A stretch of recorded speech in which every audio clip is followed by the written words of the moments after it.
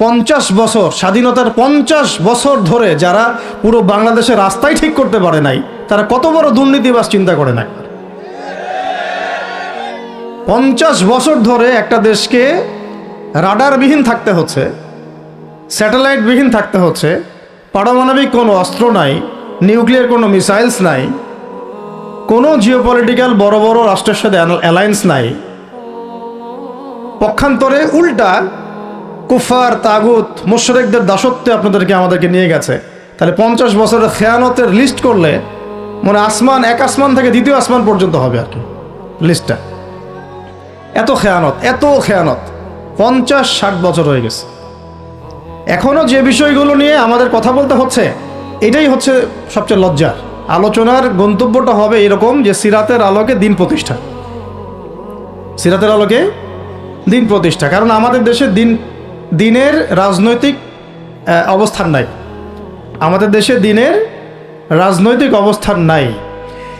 দিন কয়টা ক্ষেত্রে কায়েম করতে হবে, দিন সিরাতের আলোকে কায়েম করতে হলে কয়টা ক্ষেত্রে কায়েম করতে হবে সেটা আগে জেনে নেই। আচ্ছা, তার আগে একটা জিনিস আলোচনা করে নেই যে দিন কায়েম কি দুনিয়াবি কাজ না ইবাদত? এতটুকু তো বোঝেন, দিন কায়েম একটা ইবাদত। নামাজ, সওম, যাকাত, জিহাদ, তাবলীগ, দিন প্রতিষ্ঠা, যেটাকে আমরা আরবিতে বলি ইকামাতুদ দ্বীন, এটা কি? তাহলে একটা নিঃসন্দেহে ইবাদত। আমাদের নবীজি করেছেন, নবীজি নিজে করেছেন তো, সাহাবায়ে কেরাম এই যে 1400 বছর ধরে সলফে সালেহিন আকাবের আমাদের আসলাফরা করেছেন না? সবাই করেছেন। আচ্ছা, এখন এটা যদি ইবাদত হয়, ইবাদত কবুলের শর্ত কয়টা? একজন বলেন দেখি, ইবাদত কবুলের শর্ত কয়টা? 3টা, তাই তো? বেসিক শর্ত কয়টা? 3টা। একটা হচ্ছে ইবাদত হতে হবে এক আল্লাহর জন্য। কার জন্যে? তাহলে এই আল্লাহর জমিনে সিরাতের আলোকে দিন কায়েম করার লক্ষ্য উদ্দেশ্য থাকবে শুধু এক আল্লাহর সন্তুষ্টি অর্জন করা, শুধু এক আল্লাহকে রাজি খুশি করার জন্যে আমরা আল্লাহর জমিনে দিন কায়েমের চেষ্টা করব। খালাস, কথা ঠিক আছে? আচ্ছা, যদি এখানে উদ্দেশ্য থাকে না আমি আমার পদের জন্য চাচ্ছি, না আমি নেতৃত্বের জন্য চাচ্ছি, না আমি কোনো একটা ফেরকার আমির হওয়ার জন্য চাচ্ছি, অথবা আমি কোনো রাজনৈতিক পদের জন্য চাচ্ছি, তখন এবাদতটা এবাদত বলে গণ্য হবে না। বা এবাদতটার নেকির জায়গায় গোনাও হতে পারে, নেকির জায়গায় গোনাও হতে পারে, কারণ সেটা আল্লাহ পাকের সন্তুষ্টির জন্যে ছিল না। মানুষ আমাকে পপুলার মনে করে তাই আমি একটু গলা ফাটায় কথা বললাম, বিষয়টা এরকম না। কথা এখান থেকে আসবে না, কথা এখান থেকে আসবে, কথা এখান থেকে আসবে না, কথা আসবে কোত্থেকে? এখান থেকে। এখান থেকে এসে আরশে আজিমের মালিক পর্যন্ত পৌঁছাতে হবে, এই উদ্দেশ্যে আমার কথাগুলো হবে, কাজগুলো হবে। তাহলে দিন প্রতিষ্ঠার উদ্দেশ্য হবে এক আল্লাহর সন্তুষ্টি অর্জন করা, এটা প্রথম কথা। 2, রিজিক হালাল হতে হবে, সেটা তো আমরা জানি। রিজিক কি হতে হবে? হালাল হতে হবে, যেটা আমাদের 90%-এরই কম বেশি হারাম। কম বেশি কি 90%-এরই হারাম। দাড়ি টুপি পাগড়ি জুব্বা পরে আমরা যারা চলাফেরা করি, আমাদেরও বহু মানুষের রিজিক হারাম। অনেকেই সুদি কারবার করি, সুদি লেনদেন করি, অনেকেই মাপে কম দেই, অনেকে আবার আল্লাহর রাস্তায় সময় দিচ্ছি, বোনের সম্পত্তি দেই না। অনেকে দেখা যায় মাল সিন্ডিকেট করি, দাড়িওয়ালা লোক ফার্ম ঘাটে বসে ব্যবসা করছে, মাপে কম দিচ্ছে। দাড়িওয়ালা লোক যাত্রাবাড়িতে তার একটা গোডাউন আছে, সেখানে সে পণ্য মজুত করছে, সিন্ডিকেট করে দাম বাড়াচ্ছে। রিজিকটা কি হালাল হলো না হারাম হলো? তো রিজিক হালাল হওয়াটা এত কঠিন শর্ত, যেটা এই যুগে আসলে উতরে ওঠা খুব কঠিন। এই কারণে বহু কিছু হচ্ছে, আবেগ অনেক কিছু হচ্ছে, বড় বড় অনেক লেকচার আমরা দিচ্ছি ঠিকই, বাস্তবতা আসছে না। বাস্তবতা হচ্ছে যে আমরা সোশ্যাল, রাজনৈতিক, অর্থনৈতিক বিভিন্ন জায়গায় এখন পর্যন্ত ওই শক্তি অর্জন করতে পারি নাই যে শক্তি ওমর রাদিয়াল্লাহু আনহুর সময় আমাদের ছিল। এটা তো বাস্তবতা। কিন্তু মাঠে ময়দানে আমাদের কথা হচ্ছে মাশাআল্লাহ, অনেক বড় বড় কথা আমরা বলছি, অনেক সময় শোডাউন করে জনবল দিয়ে বা স্লোগান দিয়ে মনে করছি যে আমরা অনেক কিছু করে ফেলেছি, কিন্তু বাস্তবতাটা এমন না। বাস্তবতা অনেক অনেক অনেক বেশি খারাপ, যেটা আমরা চাই এই খারাপ অবস্থাটা দূর হোক, এই জন্যে আলোচনাগুলো আসা উচিত। বাস্তবতা হচ্ছে আবেগ দিয়ে দিন প্রতিষ্ঠা হবে না। আবেগের দরকার আছে, তবে আবেগের উপরে বিবেককে স্থান দিতে হবে এবং খুব ডিপ্লোম্যাটিক হতে হবে, বাস্তবতা বুঝতে হবে, প্রজ্ঞা হিকমার সাথে আমাদেরকে আগাতে হবে। অনেক সময় মনে হচ্ছে আমাদের সংখ্যা অনেক কোটি কোটি, 12 কোটি 14 কোটি। আসল যুদ্ধক্ষেত্রেই দেখা যাবে আসলে আমাদের সংখ্যা আসলেই কত। ঠিক আছে, তো মূল জায়গায় আসি। আবার আমি একটু ভিতরে চলে যাচ্ছি যে আমরা যদি একটা কাজকে ইবাদত মনে করি, সেই কাজটা ইবাদত হিসেবে গণ্য হওয়ার জন্যও 3টা শর্ত আমাকে পূরণ করতে হচ্ছে। আল্লাহ পাকের সন্তুষ্টির জন্যে, 2 হচ্ছে সেই কাজটা করতে গিয়ে, আমার ইবাদত করতে গিয়ে আমার রিজিকটা অবশ্যই হালাল হতে হবে। এই দুটোতেই আমরা আটকে গেছি। কিন্তু কারাগারে আমাদের ওলামায়ে কেরামগণ বসেছিলেন, তারা আলোচনা করছিলেন যে আমরা সবাই এক সেলে বসে আছি, আসলে কি সমস্যা। সবাই সমস্যা নিয়ে মোজাকারা করছেন আর কি। সমস্যাটা কি হলো? তো নাম বলতে চাচ্ছি না, আমাদের অনেক শ্রদ্ধেয় ওলামায়ে কেরাম তাদের অনেকেই বলেছিলেন যে মনে হয় ইখলাস ঠিক নাই, মনে হয় ইখলাস ঠিক নাই। হ্যাঁ, যদি ইখলাস ঠিক না থাকে কাজে বরকত আসবে না। ইখলাস কি? শুধু আল্লাহর জন্য করব, যাই করি শুধু আল্লাহর জন্য করব, মানুষকে দেখানোর জন্য না, জনপ্রিয়তা পাওয়ার জন্য না, মানুষের বাহবার জন্য না। এমনকি আমি যদি চাই বাংলাদেশের শরিয়া আইন কায়েম হোক, সেটা চাবো আল্লাহর জন্যে, আমি ক্ষমতায় গিয়ে কায়েম করবো এই জন্য না। এটা আল্লাহ পাক XYZ যে কাউকে দিয়ে করাইতে পারেন। সেটা আমি হইতে পারি, আপনি হইতে পারেন, যে কেউ হতে পারে। কিন্তু আমি চাচ্ছি শরিয়া আইন বাস্তবায়িত হোক। যদি আমি এভাবে চিন্তা করি যে না, আমাকে যেতে হবেই, আমি সেই কাজ করব, আমারই ক্ষমতা দরকার, তাহলে এটা হবে দুনিয়ার জন্য কাজ করা, আমি আমার ক্ষমতার জন্য করছি। তো মূল বিষয়টা হচ্ছে সাহাবায়ে কেরাম রাদিয়াল্লাহু আনহুম আজমাইন তারা নিজেরা দায়িত্ব এড়িয়ে যেতেন, মানুষ জোর করে তাদেরকে দায়িত্ব দিতেন। এর ফলে কাজে বরকত হতো, ইখলাস ঠিক থাকতো। তারা দিনের বেলা ঘোড়সাওয়ার থাকতেন, রাতের বেলা দরবেশ থাকতেন। এই জন্যই দেখা যায় যে উমর রাদিয়াল্লাহু আনহুর খেলাফতের সময় একটা বকরির বাচ্চাও না খেয়ে মারা যায় নাই। সুবহানাল্লাহ। আর একটু আগে তো আপনাদেরকে একটা এক্সাম্পল দিলাম যে আপনাদের 3 বারের রাস্তাঘাটের কি অবস্থা। তাহলে 50 বছর, স্বাধীনতার 50 বছর ধরে যারা পুরো বাংলাদেশের রাস্তাই ঠিক করতে পারে নাই, তারা কত বড় দুর্নীতিবাজ চিন্তা করে নাই। 50 বছর ধরে একটা দেশকে রাডারবিহীন থাকতে হচ্ছে, স্যাটেলাইটবিহীন থাকতে হচ্ছে, পারমাণবিক কোনো অস্ত্র নাই, নিউক্লিয়ার কোনো মিসাইলস নাই, কোনো জিওপলিটিক্যাল বড় বড় রাষ্ট্রের সাথে অ্যালায়েন্স নাই। পক্ষান্তরে উল্টা কুফার, তাগুত, মুশরিকদের দাসত্বে আমাদেরকে নিয়ে গেছে। তাহলে 50 বছরের খেয়ানতের লিস্ট করলে মানে এক আসমান থেকে দ্বিতীয় আসমান পর্যন্ত হবে আর কি লিস্টটা। এত খেয়ানত 50-60 বছর হয়ে গেছে। এখনো যে বিষয়গুলো নিয়ে আমাদের কথা বলতে হচ্ছে, এটাই হচ্ছে সবচেয়ে লজ্জার। এই বিগত স্বাধীনতার 50 বছরে আমাদের এমন একটা জেনারেশন রেডিমেড পাওয়া উচিত ছিল, যাদের ঘরে ঘরে আলেম, ঘরে ঘরে হাফেজ। এখন ঘরে ঘরে খুঁজলেও, বোম মারলেও আলেম বের হয় না, ঘরে ঘরে খুঁজে ছান মারলে একটা করে হাফেজ বের হয় না, আলেম বের হয় না। ঘরে ঘরে ছান মারলে যে কোনো একটা টিকটকার ঠিকই বের হয়। এই বাস্তবতা আর আমাদের স্বপ্নের মধ্যে আসমান জমির পার্থক্য আছে। এগুলো হাসির কোনো বিষয় না, এটা হচ্ছে বাস্তবতা। মানে পুরা প্রাইমারি স্কুল থেকে শুরু করে প্রাইমারি স্কুলের শিক্ষক, প্রাইমারি স্কুলের টিচার এবং স্টুডেন্ট, হাই স্কুলের টিচার, অনার্সের স্টুডেন্ট, অনার্সের টিচার, মাস্টার্সের স্টুডেন্ট, মাস্টার্সের টিচার, তারপরে যে BBA MBA, তারপরে যে আপনার প্রাইভেট ইউনিভার্সিটি ইত্যাদি ইত্যাদি, ইভেন BCS সেক্টর, শিক্ষা কমিশন, MP মন্ত্রী, পার্লামেন্ট, সবগুলোকে যদি একটা জায়গায় আপনি বসান, সবাইকে এই 15-16 কোটি মানুষকে একটা জায়গায় বসান, দেখবেন যে এদের 90% কোরআন তেলাওয়াতি করতে পারে না। 50 বছর হয়ে গেছে স্বাধীনতা। তাহলে কাদেরকে নিয়ে আপনি হিন্দুস্তানকে মোকাবেলা করতে চাচ্ছেন? কাদেরকে নিয়ে আপনি যে রামবাম, প্রগতিশীল এবং এই ইসকনকে মোকাবেলা করতে চাচ্ছেন? কাদেরকে নিয়ে? আবেগ দিয়ে তো হবে না। আর তাদের ব্যাপারটা তো এতই স্ট্রং, তারা তো এমনভাবে তাদের মানে আগ্রাসন লালন করছে যে ওরা যদি পারতো এখন পুরো বাংলাদেশটাকে ওদের মানচিত্রভুক্ত করে ফেলতো। ষড়যন্ত্র কিন্তু এই পর্যন্ত, মেজাজটা আমাদের দাসত্বের মধ্যে চলে আসছে। আমরা শত্রুর চোখে চোখ রেখে কথাই বলতে পারি না। শত্রুর চোখে চোখ রেখে কথা না বললে তো সে আমাকে দাম দিবে না। কই, সে তো চায়নার সাথে এসব ডিল করতে পারে না, সে তো ইভেন পাকিস্তানের সাথেও তো পারে না। পাকিস্তানে কি খুব মুসলিমদের ঐক্য আছে নাকি? না, নাই তো। ওর ইন্টারনাল অবস্থা তো আমাদের চেয়ে অনেক সময় খারাপ। কয়েকটা পারমাণবিক বোম আছে, এই কারণে তার দিকে তাকাতে পারে না। স্বাধীনতার 50 বছরে কয়টা মিসাইল তৈরি করলেন? একটাও তো তৈরি করার ফিকির করলেন না। তাহলে বিগত 50 বছরের ইতিহাস যদি আমরা ঘাঁটি, তাহলে দেখব যে যত রকমের মানব রচিত তন্ত্রমন্ত্র আছে, এই তথাকথিত গণতন্ত্রই বলেন, আর এই জাতীয়তাবাদের কথাই বলেন, আর এই তথাকথিত ধর্মনিরপেক্ষতাবাদ, আর এই কমিউনিজম যা আছে সব ফেল করেছে।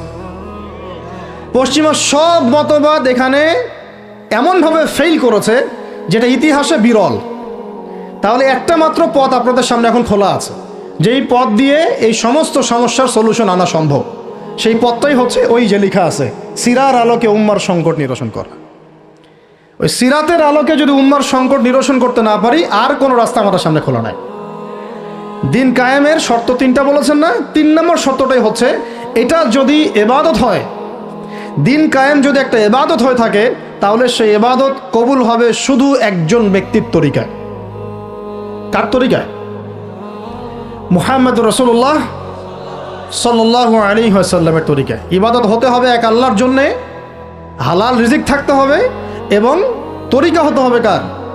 মুহাম্মদ রাসূলুল্লাহ সাল্লাল্লাহু আলাইহি ওয়াসাল্লাম। তো মুহাম্মদ সাল্লাল্লাহু আলাইহি ওয়াসাল্লামের তরিকাই হচ্ছে সিরাত, যেটার মধ্য দিয়ে আমরা দিন কায়েম করবো ইনশাআল্লাহ। আর কোনো রাস্তা খোলা নাই। যত তন্ত্রমন্ত্র নিয়ে আসো, যত তন্ত্রমন্ত্র, এখন তো 4টা-5টা আছে, আরও যদি নতুন কোনো তন্ত্রমন্ত্র নিয়ে আসে, তারপরেও এই জাতির মুক্তির কোনো পথ নাই সিরাত ছাড়া। এখন আমাদেরকে আগে সিরাত পড়তে হবে ভাই, সবাইকে আগে সিরাতটা পড়তে হবে। সিরাত পড়লে পরে আপনারা বুঝতে পারবেন যে ইনশাআল্লাহ তাআলা কোন পথে আমাদেরকে হাঁটতে হবে। এখানে টপিক অনেক ডিপ দেওয়া হয়েছে, অত ডিপে গেলে আমাদের সারা রাত চলে যাবে। আমি শুধু ভাষা কয়েকটা পয়েন্ট বলতেছি, একটু মনোযোগ দেন। নবী সাল্লাল্লাহু আলাইহি ওয়াসাল্লাম যখন থেকে কাজ শুরু করেছেন, কাজ বলতে আমি দাওয়াতের কাজ বোঝাচ্ছি, তখনকার সমাজটা কিন্তু আমাদের মতো এতটাও মানে কমফোর্টেবল ছিল না। একটা অমুসলিম রাষ্ট্রে তিনি দাওয়াতের কাজ শুরু করেছেন। মক্কা কি ছিল? একটা মুসলিম রাষ্ট্র না অমুসলিম রাষ্ট্র? অমুসলিম একটা রাষ্ট্রে তিনি অ্যাজ এ নবী তার দাওয়াতের কাজ শুরু করেছেন। সুবহানাল্লাহ। এবং তিনি সেই রাষ্ট্রের একজন পরিচিত ব্যক্তিত্ব, যাকে আস-সাদিক আল আমিন বলে ডাকা হয়, যার আগেও কোনো গুনাহ নাই, পরেও কোনো গুনাহ নাই। এমন একজন ব্যক্তিত্ব তিনি, যার আগেও কোনো গুনাহ নাই, পরেও কোনো গুনাহ নাই, এবং তিনি একটা অমুসলিম রাষ্ট্রে ওহী প্রাপ্ত হয়ে দাওয়াতের কাজ শুরু করলেন। আর আমরা তো মুসলিম রাষ্ট্রে বসে আছি, আমরা তো মক্কায় নাই। আমরা কি মক্কায় আছি? আমরা তো মক্কায় নাই। যদি মক্কায় না থাকি, তাহলে এরকম নতজানু পররাষ্ট্রনীতি কেন? আমরা যদি মক্কার মতো পরিবেশে না থাকি, তাহলে এত নতজানু পররাষ্ট্রনীতি কেন? তাহলে ভারতের মধ্যে আমাদের যে মুসলিম ভাইরা আছে, তারা কি করবে? তাহলে ভারতের যে মুসলিম ভাইরা আছে, তারা কি করবে? তারা কি ওদের পা ধরে করবে, সালাম করবে? হিন্দুদের পা ধরে সালাম করবে? বলেন তো। আমরা তো একটা মুসলিম রাষ্ট্রে আছি, তো মুসলিম রাষ্ট্রে থাকতে এত নতজানু পররাষ্ট্রনীতি কেন? এত দাসত্বের শৃঙ্খল কেন? তো তিনি দাওয়াতের কাজ শুরু করেছেন প্রথম কি দিয়ে, এটা একটা ফ্যাক্ট। আমরা আসলে আলোচনাগুলো আপনাদের চাইতে তাদের শোনা দরকার, যারা আলোচনা যারা করে আর কি। মানে আমি চাই বেশি তাদের সাথে কনভারসেশন করতে, যারা উম্মাকে নিয়ে ফিকির করেন, কোন দাওয়াতের কাজ করতে যান, বা মুআল্লিম বা আলেম বা হাফেজ, তাদের সাথে কথা বলা দরকার। তাদেরকে আগে বোঝানো দরকার বিষয়গুলো। অনেকেই বুঝেন না। অনেকে বায়াবিও দাওয়াতি কাজ করছেন উইদাউট এনি প্ল্যাটফর্ম। অনেকে দাওয়াতি কাজ করছেন উইদাউট এনি কানেকশন উইথ ওলামা। আলেমদের সাথে কোনো কানেকশন নেই, দাওয়াতের কাজ করতে আসেন, একটা বায়াবিও প্ল্যাটফর্ম ক্রিয়েট করে রাখতেছেন। তো আমাদেরকে আগে তাদের সাথে কথাবার্তা বলা দরকার, যে মৌলিকভাবে আমরা আসলে কিভাবে আগাবো আর কি। প্র্যাকটিক্যাল কথায় আসেন। এই যে আমরা এতগুলো কথা বলছি না, আমি আপনাদেরকে পুরা পথ ও পদ্ধতি এখানে গিলায় খাওয়াই দিতে পারবো, কিন্তু বিশ্বাস করেন, গিলে খাওয়ার পরে আপনি কিছুই করতে পারবেন না। কেন পারবেন না? আপনার কোনো অ্যাসোসিয়েশন নাই, কোনো ফাউন্ডেশন নাই, কোনো সংগঠন নাই, কোনো রাজনৈতিক ক্ষমতা নাই, কোনো রাজনৈতিক দলও নাই, রাজনৈতিক কোনো অ্যাপ্রোচও নাই। কিন্তু একটা সেকুলার রাজনৈতিক দল আপনার চেয়ে ভালো ফিল্ড ওয়ার্ক করতে পারবে, কারণ তার চেইন অফ কমান্ড আছে। আমাদের তাওহীদপন্থীদের কোনো চেইন অফ কমান্ডই নাই। বলে আসতেছি বিগত 5 বছর 10 বছর থেকে একই বয়ান, মাথায় ঢুকে না জিনিসটা যে চেইন অফ কমান্ড বলে একটা কিছু আছে, যেখানে একজন আমির নাই, যেখানে একজন ইমারা নাই, একটা আমির নাই, আসসামউ ওয়া তাআ নাই, বায়আ নাই, যেখানে শুনলাম মানলাম আনুগত্য করলাম, আমির মামুর জামা ইমারা এগুলো নাই, সেখানে তো চেইন অফ কমান্ড আসবে না। তাবলিগ জামাত কাজ করছে না? করছে কি না? একটা শুরা পর্ষদ আছে না, শুরায় নেজামি আছে না, আমির আছে না, কাজ করতেছে, ফলাফল পাচ্ছে মাশাআল্লাহ। জামাত ইসলাম কাজ করছে না? একটা চেইন অফ কমান্ড আছে, প্রত্যেকটা জেলায় জেলায় শাখা আছে, তারা তাদের উপরের লেভেল থেকে কোনো ডিরেকশন আসলে সেটাকে রুট লেভেলে বাস্তবায়ন করছে। হেফাজত ইসলাম তো আসলে কোনো রাজনৈতিক ব্যাকগ্রাউন্ড থেকে আসে নাই, এটা এসেছে, আপনারা তো জানেন হিস্ট্রি, কোন প্রেক্ষাপটে এটা তৈরি হয়েছে, শাপলা চত্বরে ঘটনা, তাই না?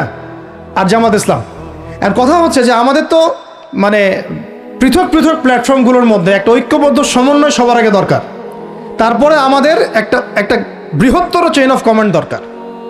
তখন কি হতো যে উপর থেকে একটা কিছু ছেড়ে দিলে একদম নিচ পর্যন্ত আসতে সময় লাগতো না। এখন এগুলোর বাইরে আবার যারা চান যে না, কোরআন এবং হাদিস, ইসলামী ইমারা, শরিয়া এগুলো বাস্তবায়ন হবে, দাওয়াতের সাথে সাথে জিহাদ থাকতে হবে, এবং আমরা কোনো গণতন্ত্র, সেকুলারিজম এইসব পশ্চিমা আদর্শে যাব না, তারা ফেসবুকে বায়োবিও ঘুরে বেড়াচ্ছেন। সবাই ফেসবুকে বায়োবিও ঘুরে বেড়াচ্ছেন, ইউটিউবে ইন্ডিভিজুয়ালি কাজ করছেন, সবার নিজস্ব স্বতন্ত্র মার্কাস, মাকতাবা ইত্যাদি, কোনো সমন্বিত প্রয়াস নাই। এইভাবে তো হবে না। এইভাবে কি হবে? সর্বোচ্চ এককভাবে কিছু দাওয়াত দেওয়া যাবে, কিন্তু নবী সাল্লাল্লাহু আলাইহি ওয়াসাল্লাম ওহী প্রাপ্ত হওয়ার পরেই দাওয়াতের যে কাজ শুরু করলেন, এটাই চেইন অফ কমান্ড। সুবহানাল্লাহ। একটা জামার মধ্যে তিনি সবাইকে নিয়ে আসছেন। খেয়াল করে দেখেন, প্রথম ওহী আসলো কি সংক্রান্ত? ইকরা বিসমি রাব্বিকাল্লাযী খালাক। এই তো পড়ুন আপনার রবের নামে যিনি আপনাকে সৃষ্টি করেছে। তো পড়া, তিনি কি পড়তে পারতেন? তিনি তো পড়তেও পারতেন না। তিনি তো বলছিলেন যে মা আনা বিকারি, আমি তো পড়তে জানি না, তারপরে তাকেই পড়তে বলা হচ্ছে, আপনি পড়ুন। কারণ এই জ্ঞানতাত্ত্বিক রেভলিউশন ব্যতীত সমাজ সংস্কার সম্ভব না। এখন আমরা সমাজ সংস্কার সবাই করতে চাচ্ছি, কম বেশি সবার জায়গা থেকে, পড়াশোনা কেউ করতে চায় না। আল্লাহর কসম করে বলছি, যারা ইভেন দাওয়াতের কাজ করছে এইসব জায়গায় আমরা যারা দাঁড়ায় আছি না, তাদের অনেকেই ওলামায়ে কেরামের সাথে কোনো তাআল্লুকই নাই, কোনো সিলেবাস নাই, কোনো পড়াশোনা নাই, কোনো ক্রাইটেরিয়া নাই, কোনো অ্যারাবিক শেখার কোনো ফিকির নাই, কোরআন শেখার কোনো ফিকির নাই, তাফসির শেখার কোনো ফিকির নাই।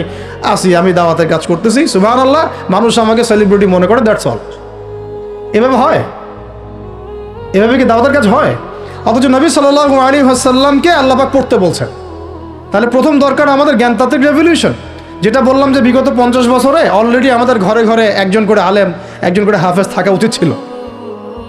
এটা বিগত 50 বছরের শিক্ষা সিস্টেমটা এমনভাবে সাজানো হয়েছিল যেটা একটা ধর্ম নিরপেক্ষ শিক্ষা সিস্টেম। এটা এই যে একটা ছেলে বসে আছে 30 বছর বয়স, ওর তো অধিকার ছিল যে সে এসএসসি, এইচএসসি, অনার্স মাস্টার্স লেভেলে এসে কোরআনের অর্থ করার যোগ্যতা অর্জন করবে। এটা তার রাইটস ছিল অ্যাজ এ মুসলিম কান্ট্রির একজন সিভিলিয়ান হিসাবে। তার রাইটস ছিল এটা, যে আমি একজন মুসলিম কান্ট্রির সিভিলিয়ান, আমার রাইটস আছে স্কুলে গিয়ে কোরআন শেখার, কলেজে গিয়ে কোরআনের তাফসীর শেখার, অনার্স লেভেলে গিয়ে হাদিস পড়তে শেখার, হাদিসের মোতালা করার। ইভেন সে মাস্টার্সের পরে ইফতা দেওয়ার মতো যোগ্যতা অর্জন করতে পারতো যদি শিক্ষা সিস্টেমটার মধ্যে সমন্বয় থাকতো। কিচ্ছু করা হয় না এইসব লেভেলে। 50 বছর ধরে এই জাতিকে শিক্ষার অন্ধকারে রাখা হয়েছে। কওমি মাদ্রাসাগুলো যদি না থাকতো, এই দেশ থেকে ইসলামকে মিটাই ফেলে দিত এরা। এটা বাস্তবতা। কথা হচ্ছে, একজন জেনারেল শিক্ষিত ছেলে যে এদেশের মুসলিম নাগরিক, তার রাইটস আছে প্রাইমারি স্কুলে সে কোরআন তেলাওয়াত করা শিখতে পারে নাই। কেন পারে নাই? পিতা মাতাও তো মাশাআল্লাহ সুবহানাল্লাহ সেই কোয়ালিটির। ছেলে 10 বছরে কিছু শিখুক না শিখুক, বাংলা ইংরেজি অঙ্ক তাকে শিখতে হবে। কোরআন হাদিস এগুলো তো কোনো বিষয়, এগুলো কোনো বিষয় হলো? আপনাদের কাছে আল্লাহর কসম এগুলো দামি নাই। ওই একদিন দুই দিন ওয়াজ মাহফিলে আইসা আবেগ দেখান। কোরআন হাদিসের প্রতি যদি মহব্বত থাকতো, ছেলেকে তো আলেম বানাইতেন আপনি, ছেলেকে তো আপনি একজন হাফেজ বানাইতেন কমপক্ষে। আপনি তো ছেলেকে এমনভাবে গড়ে তুলেছেন আপনার জানাজাই পড়তে পারবে না। সেদিন আমরা টাঙ্গাইলে একজনের জানাজা পড়তে গেছে, এক পরিচিত ভাইয়ের আম্মা মারা গিয়েছেন। তো ওই দিন গিয়ে একটা আক্কেল হলো, শিক্ষা হলো যে যদি আপনি ছেলে মেয়েকে যদি আলেম না বানিয়ে যান, ছেলেকে যদি আলেম না বানিয়ে যান, সঠিক জানাজাটাও মনে হয় ভাগ্যে জুটবে না। হ্যাঁ, একটা মুনাসিব জানাজাও ভাগ্যে জুটবে না। তো আমাদের এই স্কুল কলেজ পড়ুয়া ছেলে মেয়েদের রাইটস ছিল এগুলো শিখতে পারে নাই। অনার্সে পড়ে তার বয়স কত? 20 থেকে 25 বছর। 25 বছরে সে 25টা সূরা জানে না, 25টা সূরার নামই জানে না, 25টা সূরার নাম বলতে পারেন। কোরআন বিধান কায়েম করতে আসছেন আপনি, সুবহানাল্লাহ, 25টা হাদিস বলতে পারেন না, 25 জন নবীর নামও বলতে পারে না। ইভেন আমাদের নবী সাল্লাল্লাহু আলাইহি ওয়াসাল্লামের সিরাতের জীবনীটা, পাতলা কিতাবটাও সে কখনো জীবনে পড়ে দেখে নাই। এই অবস্থা মাস্টার্সে, বিসিএসে সব জায়গায় একই চলছে। বিসিএসের যে ভাইবা হয় সেখানে কি ইসলাম ধরা হয়? বিসিএসের ভাইবা যখন হয় তখন তাকে কোরআন তেলাওয়াত জিজ্ঞাসা করা হয়? তাহলে আপনি কোরআন তেলাওয়াত করতে পারেন না, রাষ্ট্র চালাবেন কিভাবে? কোরআনের সাথে কোনো তাল্লুক নাই। তার মানে আপনাদের কনসেপ্ট হচ্ছে রাষ্ট্র আলাদা, কোরআন আলাদা, মানে রাষ্ট্র চালাতে কোরআন লাগে না। আপনার কনসেপ্ট এটাই। হ্যাঁ, না হলে তো কোরআনটা আপনি আনতেন সিলেবাসে, তাফসির আনতেন, হাদিস আনতেন, সিরাত আনতেন। আপনার কনসেপ্ট হচ্ছে রাষ্ট্র আলাদা, কোরআন আলাদা, হাদিস আলাদা, এগুলো পড়াশোনা আলাদা, ব্যাংকিং সিস্টেম, ইকোনমিক্স আলাদা, ইসলাম আলাদা, তাই না? রাজনীতি আলাদা, ইসলাম আলাদা, তারপরে সংস্কৃতি আলাদা, ইসলাম আলাদা, শিক্ষানীতি আলাদা, ইসলাম আলাদা। এই কনসেপ্ট হচ্ছে এদেশের 90% মানুষের কনসেপ্ট। এরা সবাই শিরকের মধ্যে আছে, আল্লাহর কসম করে বলতেছে, এরা সবাই শিরকের মধ্যে আছে। এরা সবাই ধর্মনিরপেক্ষ, সেকুলার। এই বাদ দিয়ে আমরা যারা দাড়ি টুপিওয়ালা কিছু মানুষ আছি, আমরা একটু মৌলবাদী চিন্তা করি আর কি। আমরা চিন্তা করি যে ইসলাম ব্যক্তিগত জীবনেও থাকবে, সংস্কৃতির মধ্যেও থাকবে, শিক্ষানীতিতেও থাকতে হবে, অর্থনীতিতেও থাকতে হবে, ইভেন রাজনীতির মধ্যেও থাকতে হবে। এই কনসেপ্টে না আসলে এখনো মুসলমান হনই নাই। এই কনসেপ্টে না আসা মানে এখন পর্যন্ত কালিমা লা ইলাহা ইল্লাল্লাহ এটা বুঝেনই নাই, আপনি মুখে পড়েছেন, দ্যাটস অল। এই কারণেই তো লা ইলাহা ইল্লাল্লাহ পড়ার পরেও মোদির পা চাটেন বসে বসে। এই কারণেই, কারণ ওই লা ইলাহা ইল্লাল্লাহ তো আপনাকে ওটা শিখাই নাই, যে আপনি এক আল্লাহর সার্বভৌমত্বের স্বীকৃতি দেন নাই। তো এই হলো সমস্যাগুলো। তো সমস্যার গোড়ায় অনেক কথা আছে। এখন নবী সাল্লাল্লাহু আলাইহি ওয়াসাল্লাম কিন্তু দাওয়াতের কাজটা, এই যে সিরাতের আলোকে যেটা বলছেন, সমাজ সংস্কার এবং দিন প্রতিষ্ঠা এবং সমকালীন সব সংকট দূর করা, এটা শুরু করতে হবে জ্ঞানতাত্ত্বিক রেভলিউশন থেকে। পড়াশোনা করা শুরু করে দেন, আদারওয়াইজ আপনাদের সামনে ধ্বংস ছাড়া কিচ্ছু বাকি নেই। কি পড়াশোনা করবেন? অবশ্যই ইসলামিক কারিকুলাম থাকতে হবে।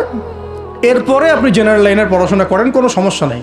আর এই পড়াশোনা একা একা করা যাবে না, উস্তাদের সহবত লাগবে, ওলামা কেরামের সহবত লাগবে। আমি তো এটা বলি যে আপনি কারো লেকচার শোনার আগে আপনি আগে চেক করবেন যে তার ওস্তাদ কে, কোথায় সে দিন শেখে, কার কাছ থেকে সে দিন শেখে, কোত্থেকে সে এই ইলমগুলো অর্জন করছে, তার লোক কোথায়। আবেগে ভাসলে হবে না এখন বিষয়টা। তো পড়াশোনার এখন যে আরও 20 বছর পড়াশোনা না করে আমি কোনো কাজ করতেই পারবো না এমনটাও না, কিন্তু পড়াশোনা আগে শুরু করে। এখন আপনার কাজ পড়াশোনা শুরু করা, ইকরা বিসমি রাব্বিকাল্লাযী খালাকের হক আদায় করা এবং ওস্তাদের সহবতে থাকা। যেমন জেনারেল লাইনে পড়েছেন 20 বছর, একা একা কি পড়েছেন না, প্রতিষ্ঠানে গিয়েছেন, ডেইলি ক্লাস করেছেন, টিচারের সহবতে ছিলেন, বেতন দিয়েছেন, মেসে থেকেছেন, তারপরে আরও কি করেছেন? বাবার জমি বিক্রি করে দিয়েছেন, বাবা মায়ের জমি বিক্রি করে। সেম অন্ততপক্ষে এতটুকু যতটুকু আপনি জেনারেল লাইনের জন্য করেছেন, জেনারেল লাইনে যদি যতটুকু করেছেন, ত্যাগ, শ্রম, মেধা খরচ, কষ্ট স্বীকার করা, এর যদি অর্ধেকও যদি দিন শিক্ষার জন্য করতে না পারেন, আপনি নিজেও মুনাফেক। আমরা নিজেরাও মুনাফেক তখন। বেশক আমাদের মধ্যে নেফাকি আছে, সুবহানাল্লাহ। আপনি একটা ডিগ্রির জন্য একেবারে 20 বছর ঢালতে পারেন, 20 কোটি টাকা ঢালতে পারেন, বাপের জমি বিক্রি করতে পারেন, মেসে থাকতে পারেন, ঢাকা বিশ্ববিদ্যালয়ের সেই লাইফ লিড করতে পারেন, এক বিছানায় 2 জন থাকি, ফ্লোরের মধ্যে ফ্লোরিং করে থাকা, হ্যাঁ, হাজার হাজার লাখ লাখ টাকা খরচ করা, কষ্ট করে সকালে ওঠা, রাত জাগা, পড়া, পরীক্ষা দেওয়া, অ্যাসাইনমেন্ট, কত কি। আমি তো জানি এগুলো, আপনারা তো অনেকে না জানেন, আমি তো জানি, আমরা তো ইউনিভার্সিটিতে পড়ছি। তো এই পরিশ্রমগুলো আপনি করছেন অনলি ফর একটা সার্টিফিকেট আর একটা চাকরির জন্যে, আর এর 10% কেন 5% আপনি করতে চান না দিনী শিক্ষার জন্যে। তো আমি মুনাফেক না হলে এই পৃথিবীতে আর মুনাফেক কে আছে? তো এই মুনাফেকদেরকে দিয়ে আপনি দিন কায়েম করবেন নাকি? শোনেন, আবেগ দিয়ে বিপ্লব হয়, আবেগ দিয়ে কি হয়? আবেগ দিয়ে বিপ্লব হতে পারে, আবেগ দিয়ে শরিয়া খিলাফা কায়েম হয় না। আবেগই হয়ে একটা বিপ্লব হতে পারে, কিন্তু আবেগ দিয়ে শুধু আবেগ দিয়ে শরিয়া খিলাফা কায়েম হবে না। শরিয়া খিলাফা কায়েম হয়েছে কাদের হাতে? সাহাবীদের হাতে। কাদের হাতে? আমাদের জিন্দেগি যখন সাহাবিওয়ালা হবে তখন শরিয়া কায়েম হবে। পড়াশোনা করে না, সাহাবিওয়ালা জিন্দেগি কিভাবে যাপন করবে? ওলামায়ে কেরামের সাথে তাআল্লুক নাই, সাহাবিওয়ালা জীবন কিভাবে যাপন করবে? নামাজের ঠিক নাই, সাহাবিওয়ালা জীবন হইল কিভাবে? কোরআন তেলাওয়াত করতে পারেন না, সাহাবিওয়ালা জীবন হইল? দিনের জন্য আমর বিল মারুফ নাহি আনিল মুনকারের কাজ নাই, ওই যোগ্যতাও নাই, তাহলে সাহাবিওয়ালা জীবন হইল কি? চেহারা স্রোতের মধ্যে ইসলাম নাই, সুন্নতের প্রতি পাবন্দি নাই, সাহাবিওয়ালা জিন্দেগি হলো কি? সাহাবিদের হাতে বদর যুদ্ধ হয়েছে, জয়লাভ করেছে। উহুদ প্রায় জিতেইছি, এটা জিতেই বলা যায়, সাময়িক বিপর্যয় হয়েছে। খন্দক, খায়বার, মুতায়ার মুখ কাঁপিয়ে দিয়েছে কারা? সাহাবিরা। তো সাহাবিওয়ালা ইমান, সাহাবিওয়ালা আমল, সাহাবিওয়ালা আখলাক, সাহাবিওয়ালা মেহনত হলে পরে বাংলার মাটিতে দিন কায়েম হবে ইনশাআল্লাহ। না হওয়া পর্যন্ত এই লাভঝাপ করতে থাকা, আজকে এই বিষয় কালকে ওই বিষয়, আজকে এই ইস্যু কালকে এই ইস্যু, এগুলোই চলতে থাকবে। আমরা এটা চাই না। আমরা চাই এখন যেহেতু দাওয়াতের একটা সুবর্ণ সুযোগ আমাদের সামনে এসেছে, এখন যেহেতু আল্লাহ পাক, এটা আল্লাহ পাকের রহমত, এখানে সবাই ক্রেডিট নেওয়ার প্রতিযোগিতায় লিপ্ত আছে। আমার ক্রেডিটে হয়েছে, আমি এই করেছি, আমি সেই করেছি। এখন তো এমন দেখা যাচ্ছে যে ওই সময় কিছু বলেও নাই, সেও এসে এখন প্রধান উপদেষ্টার পাশ আটতেছে বসে বসে। কি সুবহানাল্লাহ! মানে রক্ত দিল এক ভাই, মানে বছরের পর বছর কারাগারে পচে মরল একদল, বছরের পর বছর, দিনের পর দিন, মাসের পর মাস আয়না ঘরে ধুকে ধুকে মরল আর একদল। ঠিক আছে, বললাম তখন থেকে বের হলে কেউ সুস্থ থাকে না। বছরের পর বছর মামলা মোকদ্দমা হচ্ছে একদল, এক একজনের ঘাড়ে 3টা 4টা 5টা 10টা 20টা করে মামলা। হ্যাঁ, তারপরে বছরের পর বছর এই ফ্যাসিজমের বিরুদ্ধে দাঁড়ানোর কারণে দেশ থেকে বিতাড়িত হয়েছে একদল, হয় নাই? শাপলা চত্বরে রক্ত দিয়েছে আর একদল। তারপরে এই ছাত্র ভাইদের হাজার হাজার পঙ্গু হয়ে পড়ে আছে বিভিন্ন জায়গায় আর একদল, আর শত শত মানুষ রাস্তায় প্রাণ দিল আর একদল, আর উড়ে এসে জুড়ে ক্ষমতায় বসলো আর একদল। সার্কাস চলতেছে। শুরুটা করবেন একবার ইখলাস ঠিক রাখা, দিন কায়েম করবো সিরাতের পদ্ধতিতে। অন্য কোনো পদ্ধতি আছে? আব্রাহাম লিঙ্কনের পদ্ধতি চলবে, কার্ল মার্কসের পদ্ধতি চলবে, ওই চীনের মাও সেতুংয়ের পদ্ধতি চলবে, ওই ইতালির মুসোলিনির পদ্ধতি চলবে? কার পদ্ধতিতে দিন কায়েম করব? একমাত্র মুহাম্মদ রাসূলুল্লাহ সাল্লাল্লাহু আলাইহি ওয়াসাল্লামের শেখানো সিরাতের সুন্নতেই আগাতে হবে। এখন আগাতে গিয়ে প্রথম কাজ আপনারা আমার কি? ইখলাস ঠিক রাখা, রিজিক হালাল করা, নবীর তরিকা ফলো করা, তারপরে দিনের ইলম অর্জন করা। একা একা ইলম অর্জন করবেন? ওলামায়ে কেরাম খুঁজে বের করবেন। ওলামায়ে কেরাম সব জায়গাতেই আছে, আলহামদুলিল্লাহ, এটা আমাদের সৌভাগ্য। আর আপনি দেখবেন যে কারা নিজেদেরকে জাহির করে না, মুহাক্কিক ওলামায়ে কেরাম নিজেকে জাহির করেন না। হকপন্থী ওলামায়ে কেরাম যারা, তারা নিজেদেরকে এভাবে জাহির করেন না, এজহার করেন না যে আমি এত বড় পণ্ডিত, আসো আমার কাছে, এইভাবে তারা কথা বলেন না। তা বরং তারা নিজেদেরকে আড়াল করে চলেন, তারা বিনয়ী হন। এবং আপনারা দেখবেন না যে আহলে ফেসবুক ওয়াল জামায়াতের মধ্যে কার পপুলারিটি বেশি, এইটা দেখতে যাবেন না। আপনারা দেখতে যাবেন বড় বড় ওলামায়ে কেরাম কার পিছনে ছোটে। মুহাক্কিক আলেম খুঁজবেন কিভাবে? আপনি দেখবেন না যে অমুক ভাই তমুক ভাই, আমাদের এই ভাইরা কার পিছনে ছোটে, বরং আপনি দেখবেন যে হ্যাঁ, বড় বড় ওলামায়ে কেরামগণ কার পিছনে ছোটেন, এবং সেই মূল উৎস থেকে জ্ঞান অর্জন করার চেষ্টা করবেন ইনশাআল্লাহ, তৌফিক দান করেন, আমিন। এটা ছাড়া আপনারা জ্ঞান অর্জন হবে না, এবং জ্ঞানের সাথে যে আদব সেটাও শিখতে পারবেন না, আদবের সাথে তাআল্লুক হচ্ছে তাসাউফের, সেটাও শিখতে পারবেন না, এবং এই তাসকিয়া অর্জন হবে না। আল্লাহ পাক আমাদেরকে তাসকিয়া অর্জন করে তৌফিক দান করেন। ইলম শিখবো, তারপরে কাজ হচ্ছে আমাদের আমল বাড়িয়ে দেওয়া। আল্লাহ নবী সাল্লাল্লাহু আলাইহি ওয়াসাল্লাম সাহাবায়ে কেরামকে শুধু জ্ঞান শিখতেন নাকি আমলও করতেন? সবচেয়ে বেশি পরহেজগার ব্যক্তি কে এই উম্মতের মধ্যে বলেন?